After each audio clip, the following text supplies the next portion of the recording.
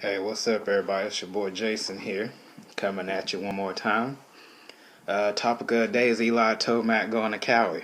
I told y'all guys back in, I think it was February, March, I was hearing a rumor that he had already signed to Kawi. It was just a rumor. Told y'all.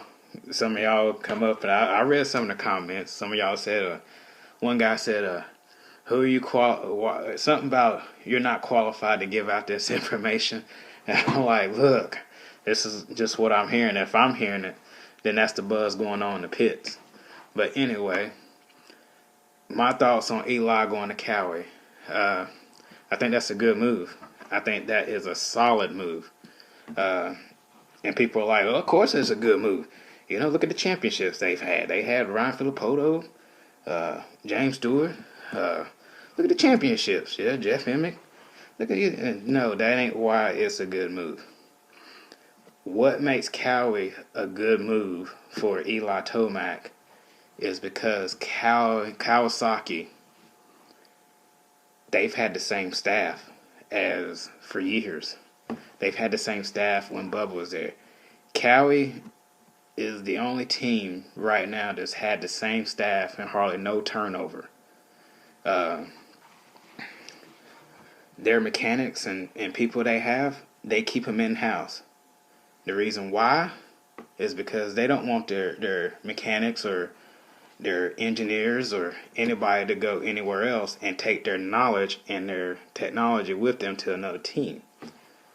Hence, hardly no turnover. So that is why Kawi has, been dominant, and that's why that's a good move for Eli. Some teams, their mechanics are not even employees of the manufacturer or the team. Their mechanics and their riders are like temp. The good thing with that is some teams are catching on. Roger DaCosta going to KTM, he brought his staff with him, and there's hardly been any turnover at KTM. Hence, Ryan Dungey being dominant. Also, another team that's doing that too, it's a new team that came out 2013, is the Yosihmire Suzuki team. Hence, they're like that. They're people you see at the track working for a team are actually employees of the company, meaning they want to keep their good mechanics, good engineers, good machinists. They want to keep them in-house and not go anywhere. They don't want their employees going elsewhere and taking their technology with them. So they're keeping everything in-house, and that's what makes Kawi a good team. That's what makes KTM a good team, and Yosihmire Suzuki. Is because, like I said, everything in-house. But that is why Eli is going to have a good solid. He's just got to get to know the team, and he's going to know that they're not going anywhere. They got his back. That's a big thing. Will he do well on the bike? Not this year, not 2016. That's just my opinion.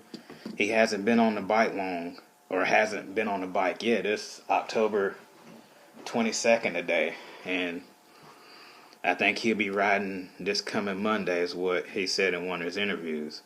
But he hasn't been on the bike. And, being off the bike, for people that ride, being off the bike and then hopping back on the bike, there's a big gap. Okay? Just like people who race versus people who just practice and never race, that's a big gap. Will he do well? Not this year, or not 2016. He's got to get used to that bike. He's got to get used to the staff around him. He's got to get used to the people and the way they do things. All the teams do things different in the way they engineer, test. So he's got to get used to that process. 2017, I think, is going to be his year, and you better look out. But with him being off the bike injured and then coming to a brand new brand, 2016, nah, I don't see it. That's just my opinions, my predictions.